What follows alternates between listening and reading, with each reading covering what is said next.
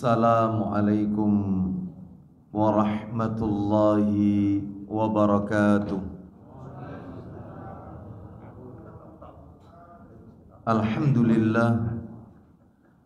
Alhamdulillahi hamdan katsiran tayyiban mubarakan fi kama yuhibbu rabbuna wa yarda. La ilaha illallah wahdahu la syarika lah wa ashhadu anna Muhammadan ya ayyuhalladzina amanu taqullaha haqqa tuqatih wa la tamutunna illa wa antum muslimun amma ba'du. Fa inna asdaqal hadisi kitabullah wa khairal hadi Muhammadin sallallahu alaihi wasallam wa syarral umuri muhdatsatuha wa kulla muhdatsatin bid'ah wa kulla bid'atin dhalalah wa kulla dhalalatin finnar.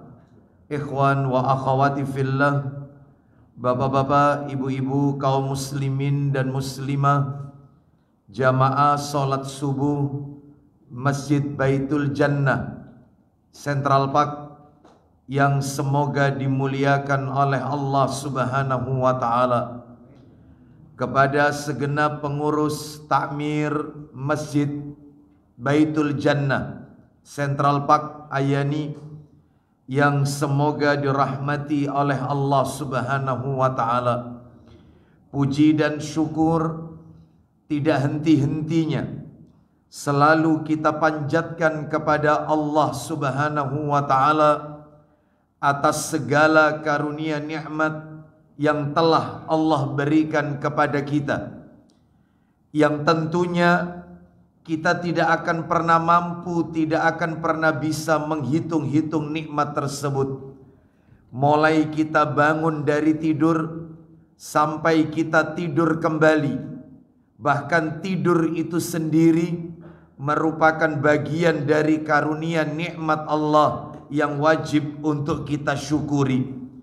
Allah Subhanahu wa taala menegaskan dalam ayatnya, wa in ta'uddu ni'matallahi la tuksuha.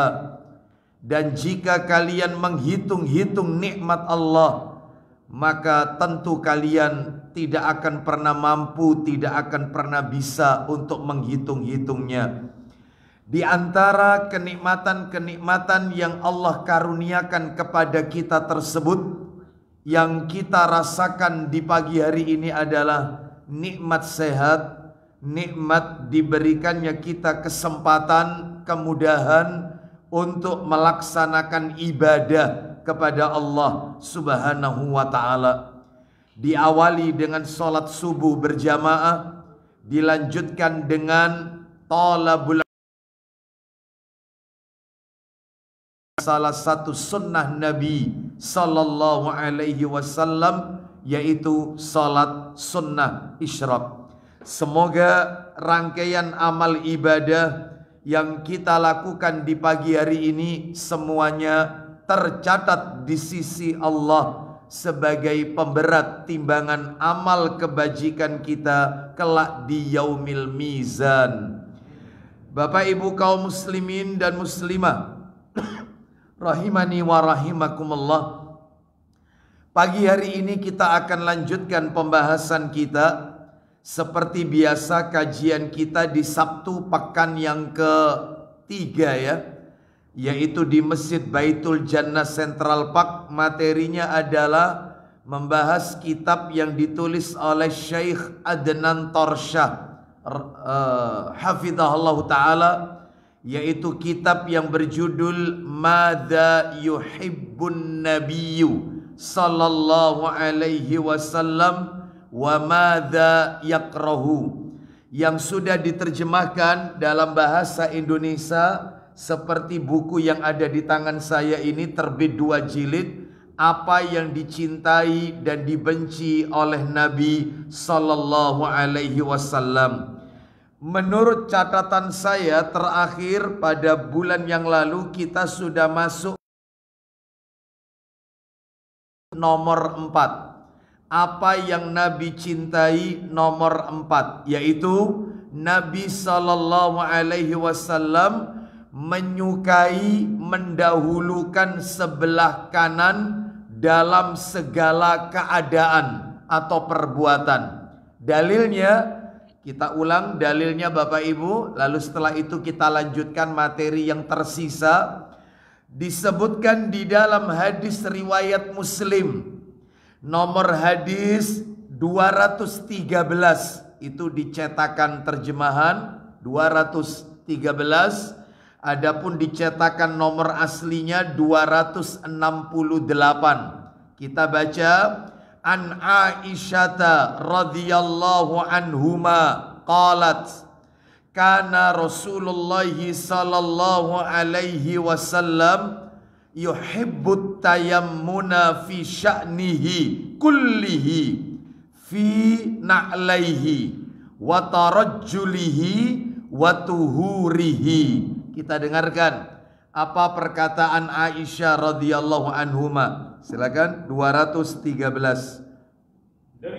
Dari Aisyah radhiyallahu anhuma, ia berkata, Rasulullah SAW lebih suka mendahulukan yang kanan dalam segala keadaan atau perbuatan. Nabi sallallahu alaihi wasallam lebih suka mendahulukan yang sebelah kanan dalam segala keadaan atau perbuatan. Lalu Nabi memberikan contoh, di antaranya Aisyah radhiyallahu anhuma memberikan contoh, di antaranya yang disebut dalam hadis itu, silakan. Seperti memakai trompa, memakai sandal atau sepatu atau alas kaki, dimulai dari kaki kanan. Lanjut. Bersisir dimulai dari rambut kepala sebelah kanan. Terus berwudu dan mandi, yaitu toharah, bersuci. Baik itu ketika mandi besar, mengguyurkan air, yaitu dari tubuh sebelah kanan, termasuk juga memandikan jenazah, termasuk juga berwudu. Itu pun juga dimulai ketika membasuh tangan dan kaki, dimulai dari sebelah kanan. Ini disebutkan dalam riwayat Muslim. Nah, hadis ini berkembang Bapak Ibu. Sebagaimana yang kami sampaikan pada bulan yang lalu, kami nukil dari perkataannya Imam An-Nawawi rahimahullah ketika mengomentari hadis ini. Dalam kitab beliau yang bernama atau kitab yang berjudul Syarah Sahih Muslim. Syarah itu artinya penjelasan Sahih Muslim.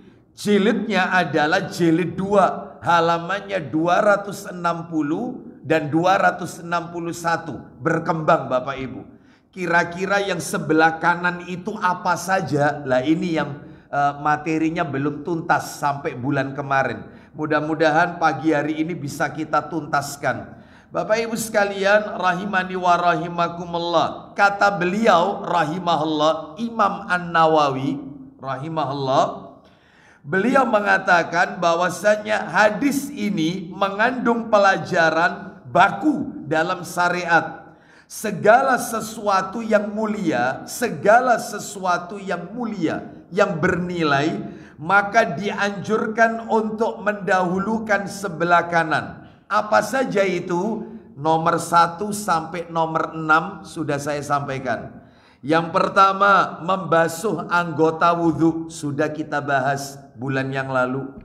Yang kedua, bersiwak, dimulai dari gigi sebelah kanan. Ini kita sudah sampaikan, ya tergantung tujuannya bersiwak. Kalau tujuannya itu adalah untuk membersihkan kotoran atau makanan yang menyelinap di gigi kita, maka dengan tangan kiri, lalu dimulai dari gigi kanan. Sedangkan kalau tujuannya untuk menjaga kesegaran mulut dan dalam rangka ya mengikuti sunnah Nabi, maka menggunakan tangan kanan dimulai dari gigi sebelah kanan pula. Dimulai secara horizontal dulu, baru kemudian vertikal. Menyamping dulu, baru atas bawah. Baik, yang ketiga, menggunakan air dengan tangan kanan ke tangan kiri untuk mencuci farji, kemaluan pada saat mandi janabah. Jadi tidak boleh tangan kanan untuk membersihkan, dipakai untuk membersihkan farji. Nggak boleh, dilarang. Untuk membersihkan bagian depan dan belakang kita dengan tangan kiri. Lalu yang keempat, mengucapkan salam sebagai tanda selesainya sholat. Kita kalau mengakhiri sholat kan dengan salam, dan itu diawali dari arah sebelah kanan. Assalamualaikum warahmatullah. Nah itu. Lalu kemudian yang kelima, memindahkan makmum. Memindahkan makmum ke sebelah kanan imam saat sholat berjamaah. Manakala makmumnya menempati posisi yang salah. Kalau makmumnya seorang, imam diikuti seorang, diikuti oleh orang lain, makmum. Lalu posisinya ada di sebelah kiri. Maka dalam hal ini imam diperbolehkan memindahkan makmum ke arah sebelah kanan. Kalau makmumnya seorang. Dan ini pernah dilakukan oleh Rasulullah SAW kepada sahabat. Masih ingat sahabat siapa waktu itu? Ibnu Abbas radhiyallahu anhuma yang mengikuti sholat tahajudnya Nabi. Posisinya salah sebelah kiri. Kita lanjut. Nomor 6 terakhir ini ya. Bulan yang lalu itu. Potong rambut. Ketika potong rambut, maka Nabi memerintahkan kepada tukang cukurnya untuk dimulai dari rambut kepala sebelah kanan dulu. Nah, sekarang kita akan lanjutkan poin-poin yang masih tersisa. Memangnya total itu ada berapa Ustadz? Kalau tidak salah totalnya 26 Bapak Ibu. 26 itu semua mendahulukan sebelah kanan. Simple sebenarnya, tapi ini ajarannya Rasul Sallallahu Alaihi Wasallam. Tidak ada petunjuk terbaik di muka bumi ini kecuali petunjuk Rasul Sallallahu Alaihi Wasallam.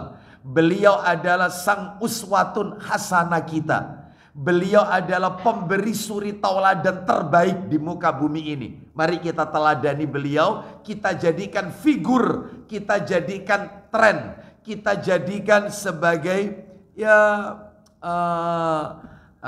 habit kebiasaan dalam kehidupan kita sehari-hari. Apa itu yang sekarang nomor 7? Makan dan minum. Makan dan minum dengan tangan kanan. Mana dalilnya? Dalilnya kita bisa lihat di dalam hadis riwayat Muslim. Dalam Sahih Muslim bisa kita lihat nomornya 1942. Itu cetakan terjemahan 1942. Kalau nomor aslinya Bapak Ibu nomor 2020. 2020. Nah, silakan. An Abi Hurairah. Mohon maaf. An Abdullah ibni Umar radhiyallahu anhuma anna Rasulullah sallallahu alaihi wasallam qala idza akala ahadukum falyakul biyaminih wa idza syariba falyashrab biyaminih fa inna syaitana yakulu bishimalihi wa yashrabu bishimalih. Silakan. Dari Ibnu Umar radhiyallahu anhuma ia berkata. Silakan. Rasulullah SAW bersabda. Apa isi sabdanya?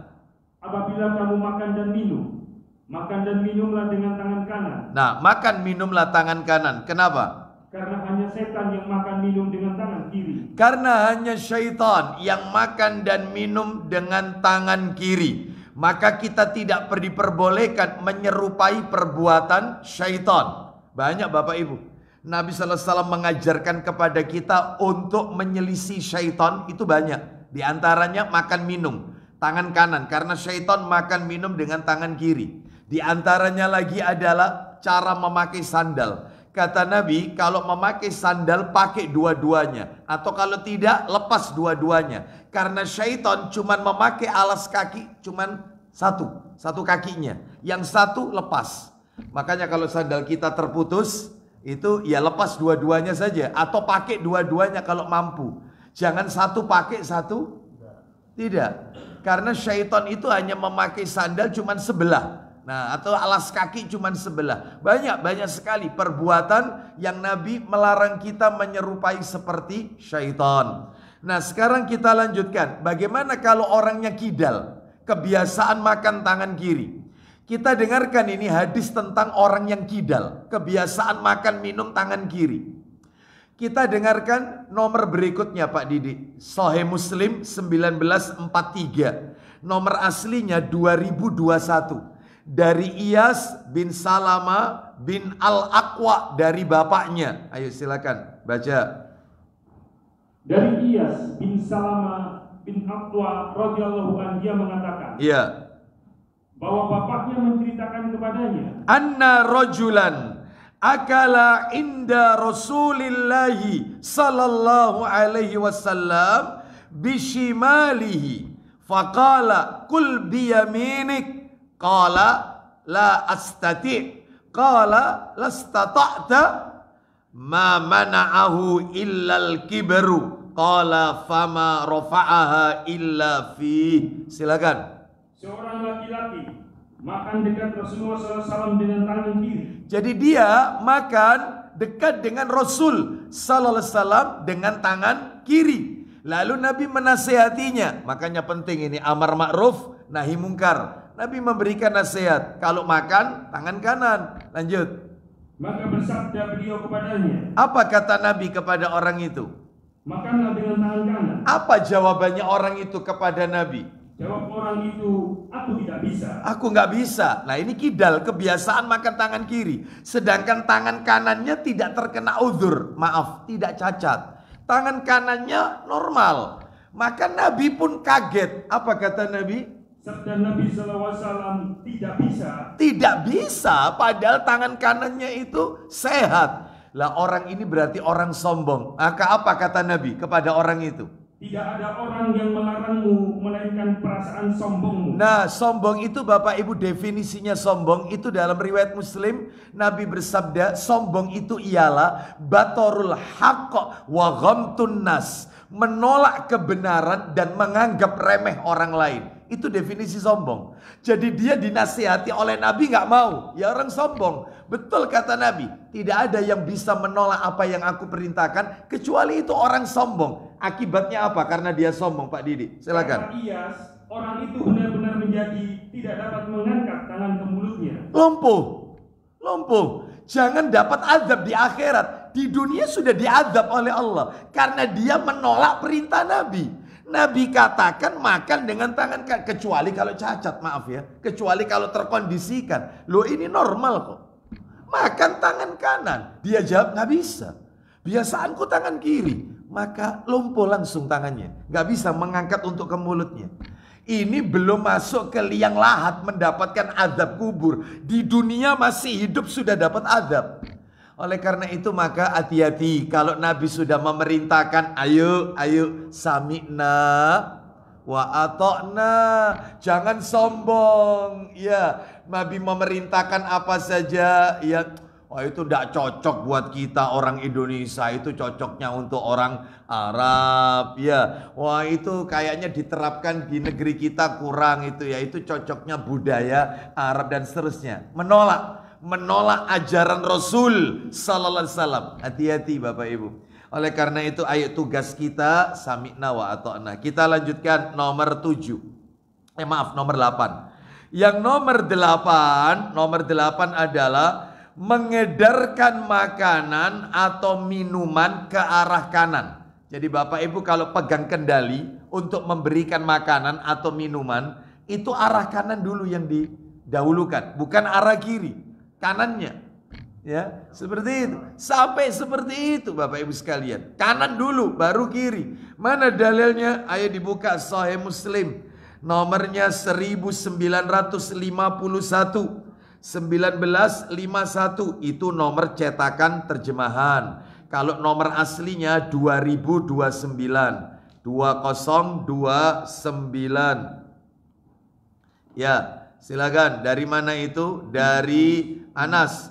An Anasi bin Malik radhiyallahu an anna Rasulullah sallallahu alaihi wasallam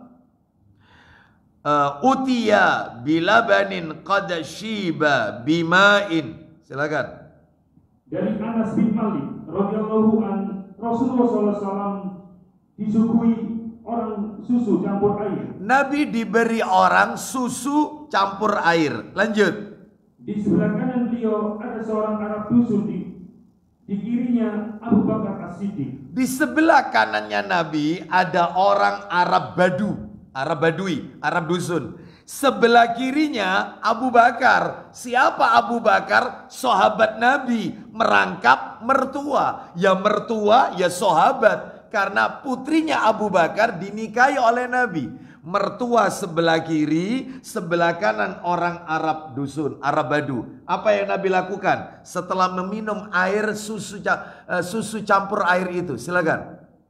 Setelah beliau minum, lalu beliau berikan atau sisanya kepada orang Arab dusun. Terus sambil berkata. Jadi Nabi setelah minum susu itu, lalu Nabi berikan ke sebelah kanan sambil Nabi mengatakan, silakan. Terus edarkan ke kanan. Terus edarkan terus ke kanan. Anda mau tanya nih Bapak Ibu. Kalau Nabi mengatakan diminum, diberikan sebelah kanan Arab dusun itu, lalu Nabi berkata terus edarkan ke kanan. Kira-kira mertua ini dapat terakhir tidak? Terakhir ya? Kira-kira dapat sisa tidak? Kira-kira bibirnya gelas itu bekasnya orang-orang itu tidak? Itu kalau kita terapkan, insya Allah dipecat jadi menantu. Kok kurang ajar nih mantuku. Makanya beragama itu nggak pakai perasaan. Beragama itu dalil Bapak Ibu, bukan perasaan. Kalau beragama pakai perasaan, buyar agama ini. Kok gak enak ya sungkan, ewo pekewo. Bukan, agama ini dalil. Dalilnya kanan ya kanan. Kecuali ada pengecualian. Boleh kita minta izin. Apakah Anda ridho? Kepada sebelah kiri, bukan yang sebelah kanan, bukan sebelah kiri. Apakah Anda ridho? Apakah Anda memperbolehkan jika minuman ini aku berikan kepada orang yang ada di sebelah kiri? Itu izin dulu. Kalau dia mengatakan enggak, tetap sebelah kanan, ya sudah berikan kanan. Kalau dia ya enggak apa-apa, silakan. Baru boleh. Boleh. Dalilnya di mana itu? Coba dibuka Pak Didik, Sahih Muslim tambahan 1952 nomor aslinya 2030 nomor aslinya. Ayo dibaca. Dari Sahal bin Sa'ad As-Saidi radhiyallahu anhu berkata, anna Rasulullah sallallahu alaihi wasallam utiya bisyarabin fasyariba minhu wa an yaminihi ghulamun wa an yasarihi ashyakhun. Silakan. Rasulullah SAW pernah diberi minuman oleh seseorang. Terus? Lalu diminumnya sebagian. Terus? Di sebelah kanan beliau ada seorang anak muda remaja. Anak muda. Terus kemudian? Sedang di kiri beliau beberapa orang tua. Beberapa orang-orang tua Bapak Ibu sekalian. Terus apa kata Nabi kepada anak muda itu? Beliau bertanya kepada anak muda tersebut. Nah izinnya sebelah kanan. Apa kata Nabi? Engkau izinkankah aku memberi minuman ini kepada orang-orang tua itu? Apakah kau rela kalau minuman ini tak belikan dulu kepada orang tua ini sebelah kiriku? Lanjut, apa kata anak muda itu? Jawab anak muda itu, tidak. Tidak, aku nggak rela. Enggak. Terus lanjut. Demi Allah. Nah, demi Allah pakai sumpah lagi. Demi Allah, silakan.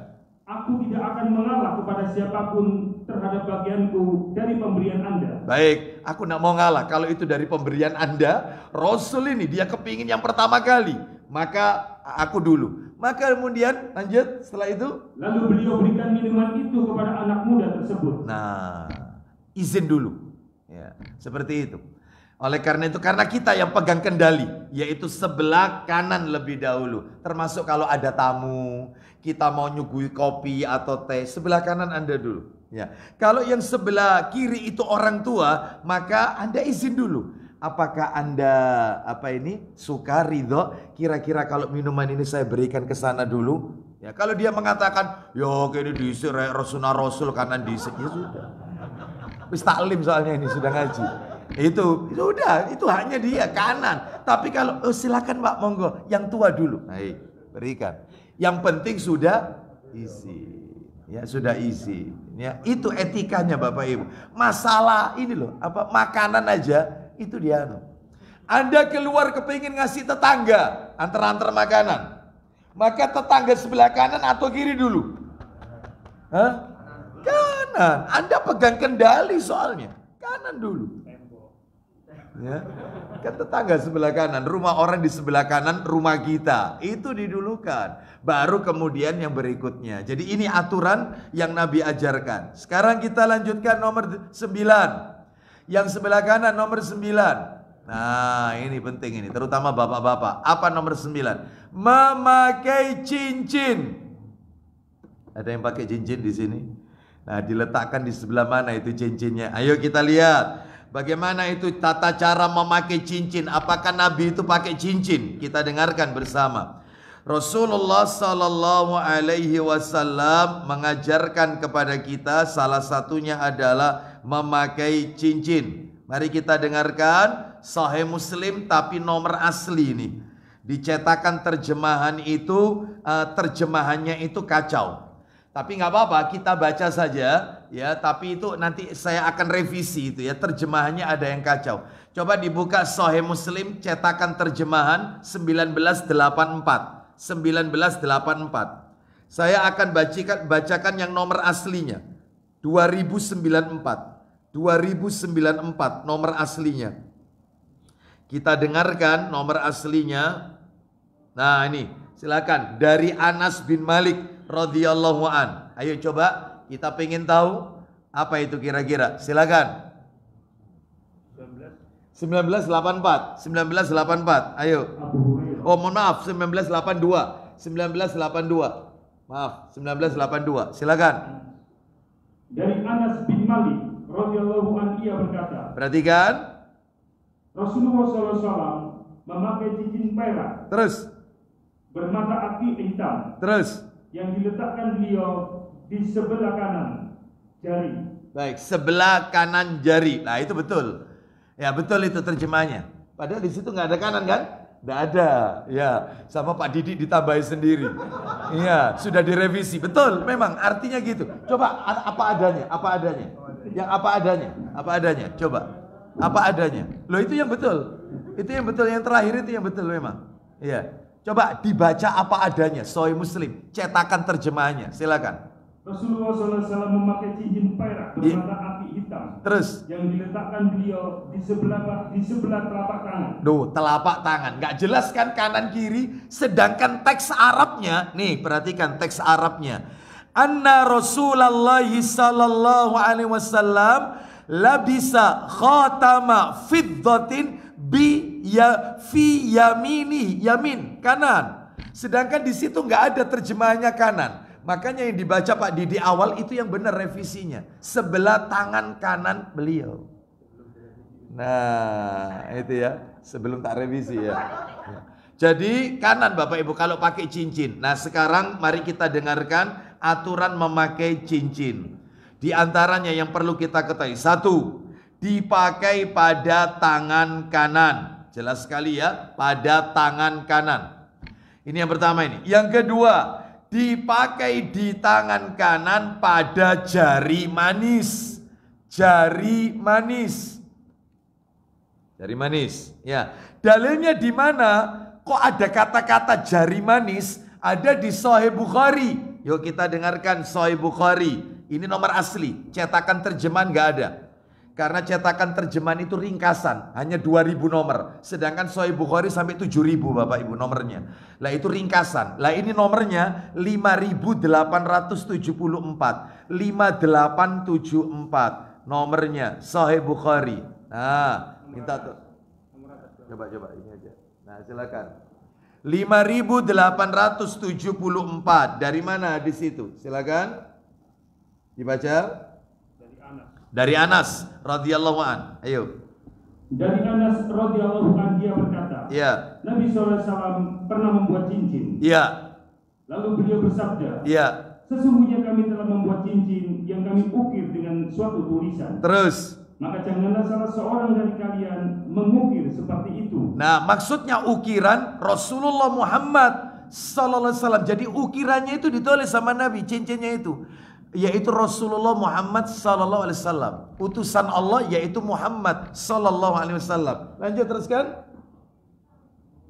Anas melanjutkan, sungguh saya pernah melihat kilatan dari cincin tersebut berada di jari manis beliau. Nah, jari manis beliau, tangan kanan, jari manis. Ini. Terus tentang cincin yang berikutnya, boleh dipakai pada jari tangan kanan kelingking. Boleh. Taruh kelingking. Jari manis boleh, kelingking boleh, tapi kanan. Ya. Mana itu dalilnya? An-Nasai yang saya bawa tadi. Sahih Sunan An-Nasai, sudah saya kasih tanda. Nomornya adalah 5286. 5286. Kita dengarkan baik-baik. Silakan. 5286 An-Nasai. Sudah ada tandanya kan? Atalinya. Saya kasih. Nah, 52. Ya, 52. Yang 5286 aja. Ya, silakan. Silakan. Dari Ali radhiyallahu anhu ia berkata. Oh, sebentar, itu jari kelingking. Ini 52 berapa tadi? 52. Yang jari kelingking itu adalah An-Nasai 5297. 5297. Silakan, jari kelingking 5297, maaf. 5297. Silakan. Dari Anas radhiyallahu anhu bahwa Nabi sallallahu alaihi wasallam membuat cincin. Ya. Lalu beliau bersabda. Ya. Ya, 5297 kelingking. Silakan. Kami telah membuat cincin dan kami pun mengukirnya dengan sesuatu ukiran. Teruskan. Maka seseorang janganlah mengukir di atasnya dengan ukiran tersebut. Keterangannya silakan. Aku, yaitu Anas, sungguh melihat kilauannya pada jari kelingkingnya. Nah, jari kelingking. Tadi jari manis, sekarang jari kelingking. Boleh. Terus yang terakhir, tidak boleh memakai cincin itu pada jari telunjuk dan jari tengah. Nah, boleh. Pakai cincin jari telunjuk atau jari tengah, itu nggak boleh. Mana dalilnya? Dalilnya adalah disebutkan dalam An-Nasai nomor 5301. 5301. Silakan dibaca. 5301. Kita dengarkan baik-baik. Dari Abu Burda radhiyallahu anhu ia berkata, aku mendengar Ali berkata, Nabiullah sallallahu alaihi wasallam melarangku memakai cincin pada jari telunjuk dan jari tengah. Nah, Nabi melarang memakai cincin pada jari telunjuk dan jari tengah. Kata para alim ulama, ini berlaku untuk laki-laki. Sedangkan untuk wanita bebas. Di jari manapun wanita boleh. Cuman kalau wanita pengen meniru seperti apa yang Nabi sampaikan tadi, ditaruh di jari kelingkingnya atau di jari manisnya, dia hindari jari telunjuk sama jari tengah, nggak apa-apa, itu lebih baik. Tapi kalau tidak, wanita pakai cincin jari tengah sah. Loh Ustadz, katanya boleh yang sebelah kiri. Baik, kita dengarkan Bapak Ibu perkataannya Ibnu Hajar Al-Asqalani rahimahullah. Saya nukil dalam kitab Fathul Bari di juz yang ke-10 halaman 427.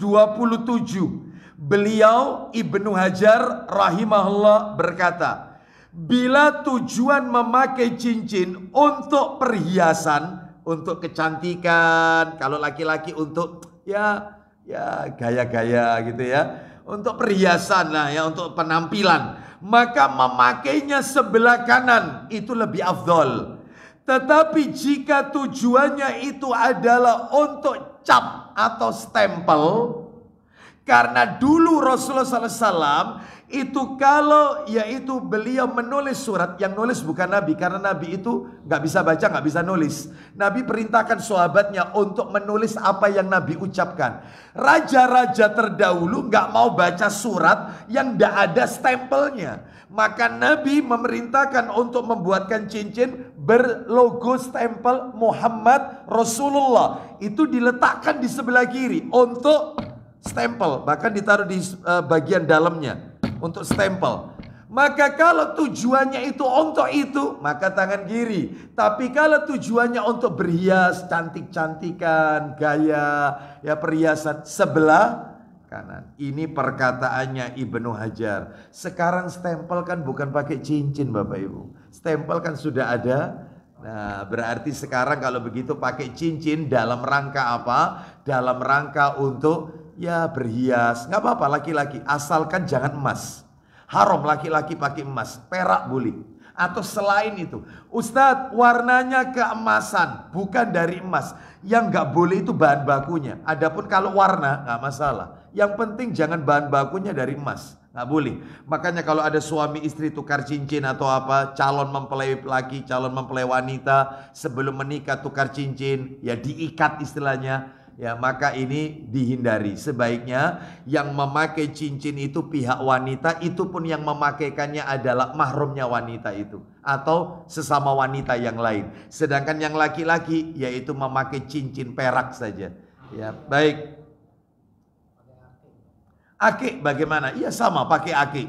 Makanya ditaruh di sebelah kanan. Dan ternyata betul Bapak Ibu, manfaatnya taruh kanan. Orang kalau sholat ketika tasyahud, itu kalau ditaruh di sebelah kanan, maka saudara kita yang ada di samping kanan kita atau samping kiri kita tidak memperhatikan cincin itu. Karena orang kalau tahiyat, arah pandangan mata itu ke jari telunjuk.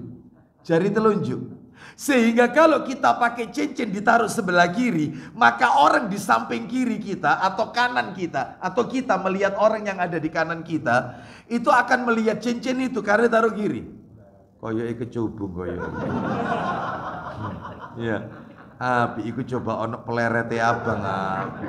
Ya. Sehingga membuat orang itu ndak khusyuk, ganggu orang.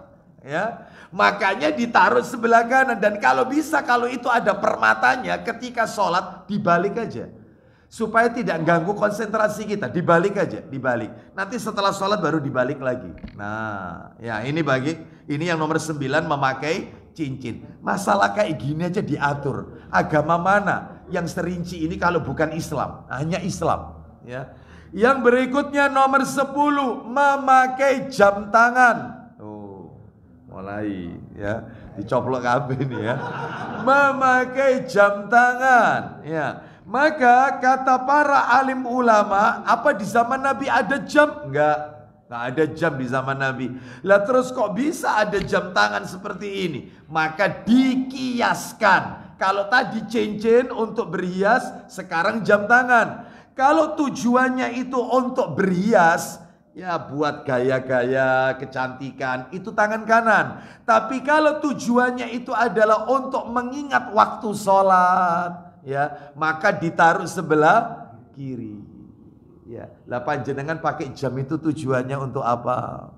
Ya, seperti itu. Ya dua-duanya Ustadz ya untuk gaya-gayaan, ya untuk berhias, sama untuk lihat waktu sholat jam berapa dan seterusnya. Maka yang afdol letakkan kanan aja. Karena Nabi suka mendahulukan sebelah kanan dalam semua perbuatan. Diingat itu kata-katanya, dalam semua perbuatan. Nah, itu ya. Sekarang kita lanjutkan yang ke-11. Loh dalilnya mana? Ya nggak ada dalil, wong di zaman Nabi tidak ada jam. Ini dalilnya kias. Dan ini termasuk perkataannya siapa tadi? Imam An-Nawawi rahimahullah. Kita lanjutkan nomor 10, memakai sandal sepatu. Nah ini Pak 11 maaf nomor 11, memakai sandal atau sepatu. Dimulai dari kaki kanan. Mana dalilnya? Buka Sahih Muslim. Nomornya 1984. 1984.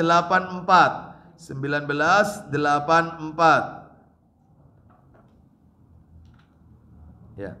1984. Itu nomor aslinya adalah 2097. Nomor aslinya 2097. Kita dengarkan ini. Ayo silakan. An Abi Hurairah radhiyallahu an, anna Rasulullah sallallahu alaihi wasallam qala, idan ta'ala ahadukum falyabda bil yumna wa idza khala'a falyabda bis shimali wal yun'ilhuma jami'an au liyakhla'huma jami'an. Silakan.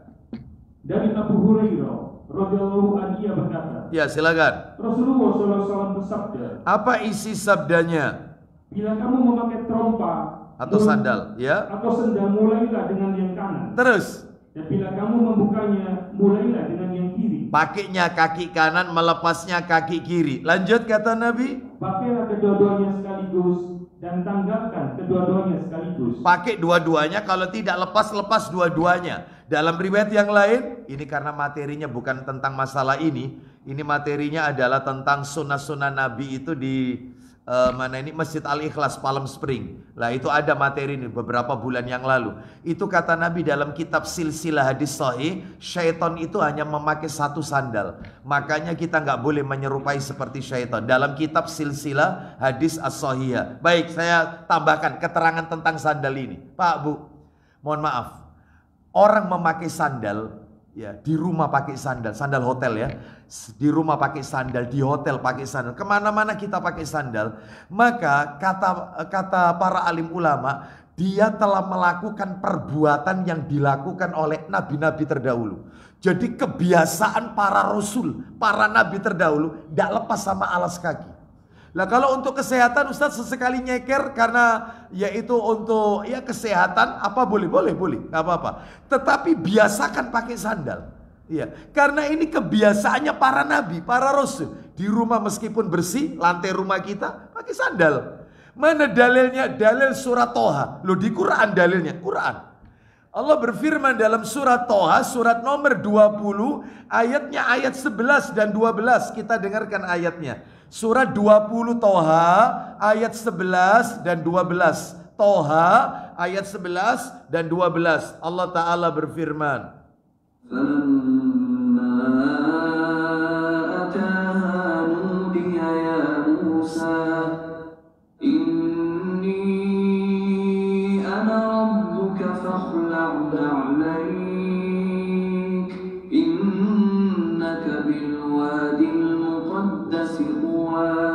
Silakan. Maka ketika ia datang ke tempat api itu, terus ia dipanggil. Apa kata Allah kepada Nabi Musa alaihissalam? Hai Musa. Stop. Bapak Ibu perhatikan. Ya. Semua para nabi itu kalau dipanggil oleh Allah selalu langsung namanya. Ya Musa, ya Dawud, ya Isa bin Maryam. Semua pakai nama. Dan panjenengan tidak akan pernah menemukan satupun ayat Quran Allah memanggil ya Muhammad. Nggak ada. Kalau manggil nama Nabi kita itu dipanggil gelarnya. Ya ayyuhan Nabi. Hai Nabi. Istimewa Nabi kita itu. Nabi kita ini kalau dipanggil oleh Allah dalam Al-Quran nggak pernah ya Muhammad, nggak ada. Tapi kalau nabi-nabi yang lain namanya ya Adamuskun anta wa zaujukal jannah, ya Isa, ya Ibrahim, ya Harun, ya Musa, ya Lut. Ada itu namanya semuanya. Tapi kalau nabi kita selalu gelarnya ya ayyuhar rasul, wahai rasul. Istimewa Nabi kita ini, namanya diangkat tinggi oleh Allah dalam Al-Quran. Ya, loh Ustadz, ada Ustadz dalam Al-Quran nama Muhammad? Ya memang ada. Tapi ingat, setelah nama Muhammad dikasih gelar sama Allah. Contohnya surat Al-Fat. Muhammad, awalnya Muhammad, tapi lihat belakangnya. Muhammadur Rasulullah walladzina ma'ahu asyidda'u 'alal kufar ruhama'u bainahum, dan seterusnya. Muhammad itu utusan Allah, dikasih gelar sama Allah. Kalau nabi-nabi yang lain nggak ada, Pak. Istimewa nabi kita ini. Ya, makanya panjenengan wajib bersyukur menjadi umat-umatnya Rasulullah sallallahu alaihi wasallam. Mudah-mudahan di akhirat kelak bersama sang utusannya Allah Azza wa Jalla, dipertemukan di surga Allah yang kekal nan abadi. Baik, kita lanjutkan sekarang yaitu tambahan lagi. Jadi teruskan apa perintahnya Allah kepada Nabi Musa? Sesungguhnya aku inilah Rabbmu. Aku ini Rabbmu. Terus maka tanggalkanlah kedua terompamu. Lepaskan terompamu, sandalmu. Kata para alim ulama, ini menunjukkan sebelum Rasulullah sudah ada sandal, kasut atau terompa. Boleh. Dan ini merupakan kebiasaan para nabi. Musa termasuk, yaitu Isa dan seterusnya. Ini adalah kebiasaan para nabi. Bahkan Bapak Ibu akan kaget ini mendengar perkataan Nabi. Rasul menyuruh kita untuk sering-sering pakai sandal. Nabi memerintahkan kita sering-sering pakai sandal. Mana dalilnya? Ayo dibuka Sahih Muslim. Sahih Muslimnya dibuka, nomor hadisnya adalah 1983. 1983. Nomor aslinya 2096. Ayo dibaca. Dari Jabir radhiyallahu anhu ia berkata, Ya. aku mendengar Nabi SAW bersabda. Nah, perhatikan, istaksiru. Istaksiru itu perbanyaklah, itu artinya. Terus, ayo. Dalam suatu peperangan yang kami hadapi bersama, Ya. sabdanya, Silakan. biasakanlah memakai trompa. Nah, itu terjemahannya juga perlu dikoreksi. Yang benar itu istaksiru minan ni'al. Perbanyaklah memakai sandal. Kasir. Istaksiru. Kasir. Perbanyaklah. Ulang lagi, ayat terjemahannya sudah direvisi. Berbanyaklah memakai trompa. Terus. Karena trompa itu sama fungsinya dengan kendaraan. Stop. Kata para alim ulama, kok bisa orang pakai sandal diumpamakan seperti orang naik kendaraan? Kata Imam An-Nawawi, lagi-lagi beliau, rahimahullah, dalam kitab yang sama, Syarah Sahih Muslim, beliau mengatakan memakai sandal atau sepatu atau terompa alas kaki itu sama fungsinya atau sama halnya kita di atas kendaraan. Maksudnya memelihara kaki kita terhindar dari hal-hal yang bisa melukai kaki kita. Termasuk membuat kaki kita selalu bersih. Kayak orang naik kendaraan. Orang naik kendaraan itu kan tidak terkena duri, tidak terkena pecahan kaca. Wah, yang kena kan bannya. Kaki kita kan selamat, termasuk gak kena kotoran, gak kena najis. Seperti itulah manfaatnya orang pakai sandal. Persis seperti dia berada di kendaraan. Kakinya lebih selamat. Selamat dari najis, selamat dari kotoran, selamat dari duri, dan seterusnya. Makanya perbanyak memakai sandal. Bahkan Nabi pun sholat pakai sandal. Nabi sholat pakai sandal. Ya, mana dalilnya? Ayo dibuka. Boleh gak Ustadz? Sholat sunnah, boleh nggak sholat di Masjid Baitul Jannah pakai sandal? Ya, daripada ribut, ya, Bapak Ibu sekalian, ya, jangan tanya sama saya, tanya sama takmirnya, ya, seperti itu. Mari kita dengarkan, Ayo dibuka Abu Dawud, saya nggak bawa ini, yang piano aja, yang sudah di download aja. Abu Dawud, nomornya 650. Abu Dawud 650. Abu Dawud 650. Kita dengarkan. Ayo silakan. Dari Abu Sa'id. Iya, betul. Dari Abu Sa'id Al-Khudri radhiyallahu anhu dia berkata. Silakan. Ketika Rasulullah SAW mengerjakan sholat bersama sahabatnya, terus tiba-tiba beliau melepaskan kedua sandalnya. Jadi Nabi sholat yaitu memakai sandal. Ya. Tiba-tiba Nabi melepas sandalnya. Ini pas sholat loh ini. Pas sholat. Tengah-tengah sholat. Nabi melepas sandalnya lalu diletakkan. Lalu meletakkannya di sebelah kiri. Loh, diletakkan sandal itu sebelah kiri. Ternyata para sahabat, lanjut.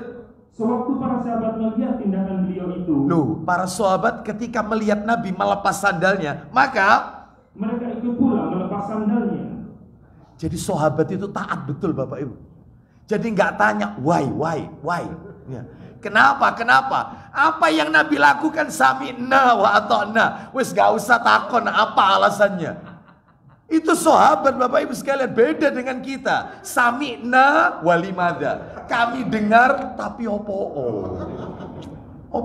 Itu kita beda. Statusnya beda, levelnya beda. Sahabat enggak. Lihat Rasul sholat sandalnya dilepas, ikut-ikutan dilepas. Setelah selesai sholat, berarti sahabat masuk masjid pakai sandal. Iya, lu karena dulu itu lantainya bukan granit Ustaz. Ini bukan masalah lantai ini. Kita dengarkan nanti. Ayo lanjut. Setelah Rasulullah SAW selesai mengerjakan sholat, lanjut. Beliau bersabda. Nah ini apa kata Nabi? Apa gerangan yang membuat kalian melepas sandal-sandal kalian? Apa yang menyebabkan kalian melepas sandal-sandal kalian? Berarti boleh sholat pakai sandal. Lanjut, apa kata para sahabat? Karena kami melihat. Mereka berkata, kami melihat Anda melepas sandal, sehingga kami pun melepas sandal-sandal kami. Taatnya para sahabat. Lanjut alasannya Nabi melepas sandal. Tadi malaikat Jibril datang. Silakan. Rasulullah SAW bersabda, silakan. sesungguhnya malaikat Jibril telah datang kepadaku. Sahabat nggak tahu kedatangannya malaikat Jibril. Jibril datang tadi memberitahukan kepadaku di sepasang sandalku itu ada kotorannya, ada najisnya. Lanjut teruskan. Lalu memberitahukan kepadaku bahwa di sepasang sandal itu ada najisnya. Terus kemudian. Selanjutnya beliau SAW bersabda. Ini pakemnya. Silakan. Apa kata Nabi? Apabila salah seorang di antara kalian datang ke masjid, maka perhatikanlah. Iya. Jika di sepasang sandalnya terdapat najis, maka bersihkan. Terus. Dan sholatlah dengan sepasang sandalnya itu. Sholat pakai sandal. Iya. Ya, itu. Bapak Ibu sekalian, tetapi sunnah yang satu ini, kalau ternyata sebagian kaum muslimin belum mengenalnya, nanti dikhawatirkan menimbulkan mudharat yang lebih besar, sehingga banyak kaum muslimin gak mau ke masjid karena khawatir lantai tempat sholatnya sudah terinjak-injak dengan sandal, khawatir itu kotor. Maka sebaiknya menahan diri untuk diterapkan. Jangan, kecuali kalau semuanya sudah paham sunnah, gak apa-apa. Ya, gak apa-apa. Apalagi masjidnya sudah ada karpetnya. Katanya Syekh bin Baz rahimahullah, sebaiknya hindari saja, hindari ya, daripada terjadi mudharat yang lebih besar. Baik, Bapak Ibu, kita lanjutkan. Coba tambahkan 651 Abu Dawud 651. Silakan. Abu Dawud 651, ayo. Dari Bakar bin Abdullah radhiyallahu an seperti hadis di atas, beliau sallallahu alaihi wasallam bersabda, ya, pada keduanya terdapat kotoran. Baik, coba 652-nya. 652. Dari Sa'dad bin Aus radhiyallahu an beliau berkata, Rasulullah SAW bersabda, isinya berpenampilanlah yang berlainan dengan orang-orang Yahudi. Khaliful Yahuda fa innahum la yusalluna fi ni'alihim wala khifafihim. Berpenampilan yang berlainan dengan orang Yahudi. Bagaimana itu? Karena orang Yahudi kalau sembahyang, lanjutkan, sesungguhnya mereka itu tidak mengerjakan sholat dengan sandal dan sepatu mereka. Jadi orang Yahudi kalau sembahyang, beribadah, itu nggak pakai sandal, nggak pakai sepatu. Lah kita jangan meniru mereka, terus menerus dengan kaki telanjang. Sesekali memakai sandal, sesekali memakai sepatu. Itu ya. Baik, misalnya kalau di masjid telanjang kaki, kalau di rumah misalnya sholat sunnah, ya sholat tahajud, witir, ya bolehlah pakai sandal, pakai sepatu. Silakan. Jadi tidak terus-terusan dengan kaki telanjang. Ibu-ibu boleh, asalkan jangan sepatunya yang haknya 7 cm itu atau berapa itu ya. Berapa senti itu? Iya, itu ya, berlebihan ini ya. Baik, kita lanjutkan. Sekarang nomor 12. Lanjutannya Bapak Ibu. Tidurlah dengan berbaring ke sisi kanan. Tidur dengan berbaring ke sisi kanan, dengan meletakkan telapak tangan kanan di bawah pipi kanan. Itu tidurnya Nabi. Miringnya kanan, meletakkan telapak tangan kanan di bawah pipi kanan. Mana dalilnya? Dalilnya disebutkan di dalam riwayat Bukhari. Bawa Bukhari ya. Sahih Muslim dulu, baru Sahih Bukhari. Ini ada. Ya. Atau Bukhari dulu nggak apa-apa, Bukhari dulu. Nomor 163. Bukhari dulu dibaca. 163. Bukhari 163, nanti Sahih Muslimnya. Silakan.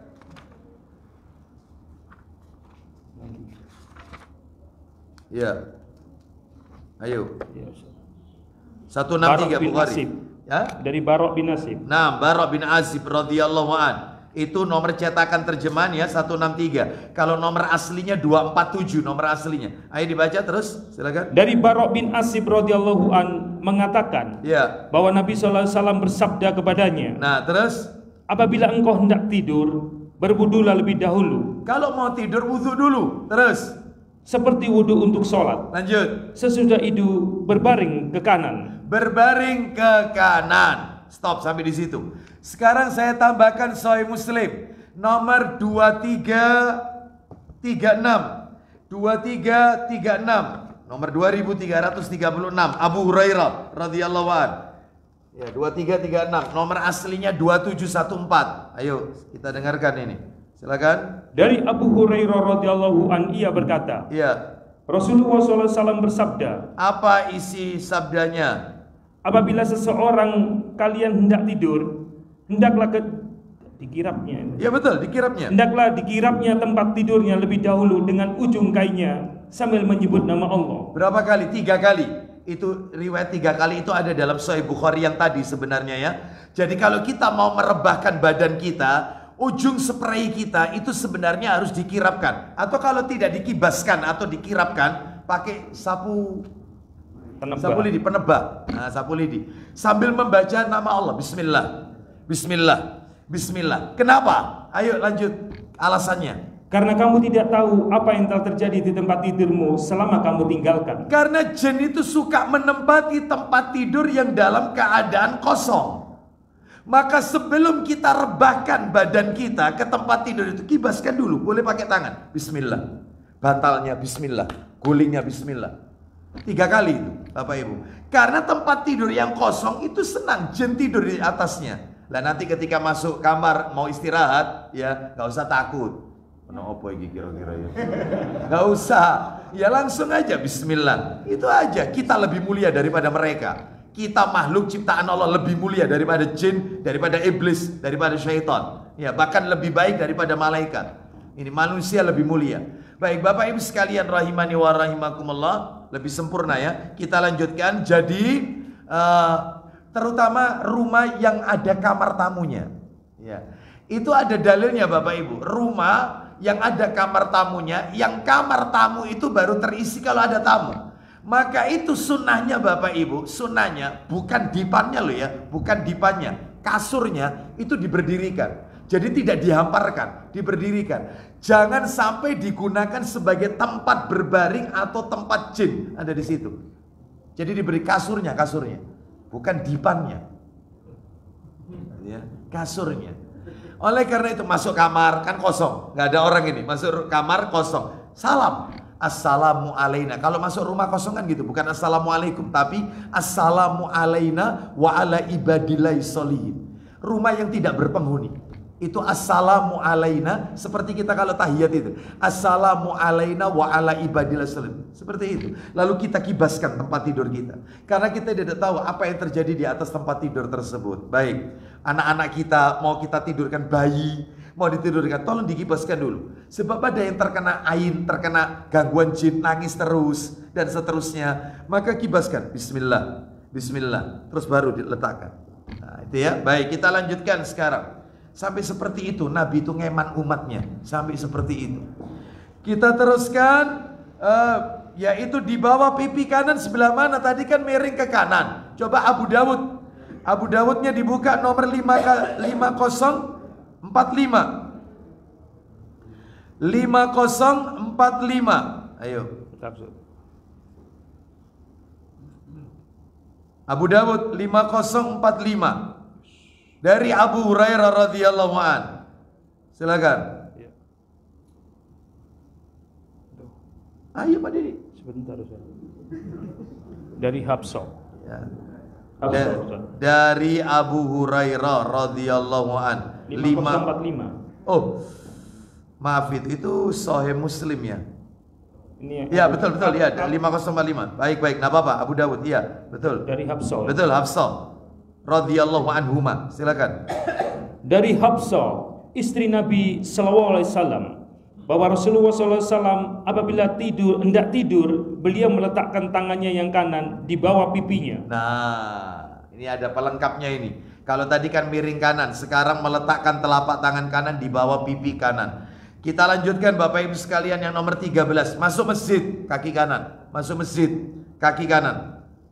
Ya, kaki kanan. Kita tuntaskan aja, karena yang selebihnya itu dalilnya mengikuti sama dalil yang menjadi tema judul kita, kajian kita. Nabi menyukai sebelah kanan dalam segala perbuatan. Pakai dalil itu, nanti selebihnya ini. Kita lanjutkan nomor 13, masuk masjid. Mana dalilnya? Dalilnya yaitu di dalam hadis riwayat Al-Hakim. Saya bacakan aja riwayat Al-Hakim. Dari Anas bin Malik radhiyallahu an, dia berkata, minas sunnati idza dakhalta al masjida an tabda'a birijlika al yumna. Termasuk sunnah ketika masuk masjid mendahulukan kaki kanan. Wa idza kharajta an tabda'a birijlika al yusra. Dan jika keluar dari masjid mendahulukan kaki kiri. Berikutnya 14, potong kuku. Oh, potong kuku. Pak, Bu, potong kuku nggak ada aturannya. Nggak ada aturan baku dari Rasul, nggak ada. Cuman ini ada perkataan dari Imam An-Nawawi rahimahullah. Jadi kalau mau mencontoh ini nggak apa-apa. Bapak Ibu bebas, mau kiri dulu, mau kanan dulu, mau jempol dulu, mau bebas. Nggak ada dalilnya. Cuman ini ada fatwa dari Imam An-Nawawi dan juga Ibnu Hajar dalam kitab Fathul Bari. Jadi caranya begini. Menurut beliau ini, ulama gini ya. Ulama besar ini, Imam An-Nawawi kan penulis kitab Riyadhus Shalihin. Kata beliau, kalau motong kuku itu tangan kanan dulu, motong kuku. Cuman caranya mulai jari-jari telunjuk dulu. Telunjuk, jari tengah, jari manis, kelingking. Terakhirnya adalah ibu jari. Kanan dulu tapi. Terus untuk yang tangan kiri itu mulai kelingking, jari manis, jari tengah, jari telunjuk, ibu jari. Jadi ke kanan. Jadi diawali tangan kanan dulu, tapi diawali dengan jari telunjuk. Itu yang dipotong. Terus sampingnya, jari tengah. Sampingnya, jari manis. Sampingnya kelingking, terakhir ibu jari. Ini yang kanan. Kalau yang kiri dari sini ke sini. Dari jari kelingking ke kanan, ke ibu jari. Bisa dipahami? Ini fatwa Imam An-Nawawi dan juga Ibnu Hajar dalam kitab Fathul Bari. Ya. Ustadz, saya nggak pakai ngikuti itu, Ustadz, pokoknya tak ketok, nggak apa-apa, ya, nggak apa-apa, karena nggak ada aturan baku. Kita lanjutkan nomor 15, mencabut bulu ketiak. Itu kanan dulu, yang kanan dulu, bulu ketiak, kanan dulu. Ustadz, kalau nggak kuat mencabutnya, sakit, apa boleh dengan mencukurnya? Dikerok, boleh. Tetapi pertumbuhannya akan semakin banyak. Makanya Nabi menyuruh mencabut itu untuk menghilangkan, mengurangi pertumbuhannya. Jadi intinya Nabi itu ngajari kita kebersihan, Ustaz. Iya. Wong Nabi ngajari kita itu 10 macam fitrah, 10 macam bentuk kesucian. Seperti membersihkan daki, buku-buku jari, daki. Alias apa itu namanya itu? Bolot-bolot. Yang ada di sela jari, bawah telinga, leher, yang ada di sini sela-sela. Itu dibersihkan. Berarti Nabi ngajari kita itu bersih. Tapi seperti itu, ya. Ya baik, kita lanjutkan. Jadi mencabut bulu ketiak. Terus 16, menggunting atau memotong kumis. Dimulai sebelah kanan kalau motong kumis atau mencukur kumis, kanan dulu, baru kemudian kiri. Bukan kiri baru kanan. Sampai kumis saja diatur. Ya. Ini dalam kitabnya Imam An-Nawawi rahimahullah. Kumis. Terus yang ke-17, berada pada posisi soft kanan. Soft kanan lebih baik. Ya, jadi kalau ibu-ibu ya sebelah kanan. Kanan kanan imam atau kanan kiblat. Tapi karena ibu-ibu ini softnya itu ada di sebelah kiri, ini ya. Maka dalam hal ini apakah tidak mendapatkan keutamaan? Dapat. Apa keutamaannya? Nanti saya sebutkan. Sekarang kita tunjukkan dulu dalil soft kanan itu bagus. Soft kanan. Dalilnya Abu Dawud dibuka. Nomor 676, 676, Abu Dawud 676. Ayo dibuka 676, Abu Dawud. Silakan. Innallaha wa malaikatahu yusalluna ala mayaminis sufuf. Silakan. Ayo. Dari Aisyah. Ya. Dari Aisyah radhiyallahu anhuma dia berkata, Ya. Rasulullah SAW bersabda, Isinya, sesungguhnya Allah dan para malaikatnya mengucapkan solawat untuk orang-orang di saf kanan. loh, Allah dan para malaikat bersolawat. Loh, maksudnya bersolawat, kalau dari Allah maksudnya Allah memberikan pujian. Kalau dari malaikat didoakan ampunan. Untuk siapa? Untuk mereka yang ada di saf kanan, kanan imam atau kanan kiblat. Nah, itu ya. Lah kalau kita nggak posisi di sebelah kanan, sebelah kiri, atau mungkin juga bagian belakang, bagaimana? Apakah dapat? Dapat. Disebutkan dalam hadis, dalam kitab Sahih Targhib wa Tarhib. Coba dibuka jilid 1 Sahih Targhibnya, yaitu Inventaris Masjid. Nomornya 503. 505. Ya, coba dibuka. Nabi bersabda, Innallaha wa malaikatahu yusalluna 'alal ladzina yasiluna sufuf. Silakan 503. Ayo dibaca. Dari Abdullah bin Umar radhiyallahu anhuma Ya. bahwa Rasulullah SAW bersabda, Isinya barang siapa menyambung sof, menyambung saf. Terus maka Allah menyambungnya dengan rahmatnya. oh, itu belum poinnya nanti ya. Nanti ujung poinnya itu nanti yang saya bacakan hadisnya. Kalau ini dalilnya man wasola sofan wasolahullah, wa man qata'a sofan qata'ahullah. Terus siapa yang memutus? Dan barang siapa memutus sof, maka Allah memutuskannya dari rahmatnya. Duh, seperti itu kalau mutus soft. Lanjut, yang 505 coba, pengen tahu. Yang saya sebutkan dalilnya tadi. Allah dan para malaikat bersolawat. Alal ladina yasiluna sufuf. Silakan. Dari Aisyah radhiyallahu anhuma dia berkata, Silakan. Rasulullah SAW bersabda, Isinya. barang siapa menutup celah kosong dalam sof, Terus? maka Allah mengangkatnya 1 derajat dengannya. Oh, belum poinnya. Coba 501. 501. Menyambung sof juga. Nah, coba. Dari Aisyah radhiyallahu anhuma dari Rasulullah SAW beliau bersabda, Isinya. sesungguhnya Allah dan para malaikatnya berselawat Nah, kepada ini orang-orang dalilnya. yang menyambung sof. Allah dan para malaikat mengucapkan sholawat bagi orang yang suka nyambung soft. Meskipun bukan soft kanan. Yang penting terus nyambung. Terus menutup celah kosong dalam soft. Maka dia dapat sholawat Allah. Sholat malaikat termasuk ibu-ibu nyambung soft. Terus tidak terputus softnya. Baik, kita lanjutkan. Sekarang nomor 4. Nomor berapa ini? 17. 18 ya? Oh ya, nomor 18 ya. Nomor 18, maaf. Nomor 18 adalah yaitu berzikir dengan tangan kanan.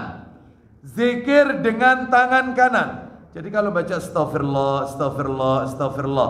Terus kemudian setelah Allahumma a'ini ala dzikrika wa syukrika wa husni ibadatik subhanallah 33 itu tangan kanan. Pakai tangan kanan, ya. Itu mana dalilnya? Abu Dawud 1502. 1502. Ayo dari Abdullah bin Amr radhiyallahu an. Silakan baca 1502. 1502. Ya, silakan. Dari Abdullah bin Amr radhiyallahu anhuma dia berkata, Ya.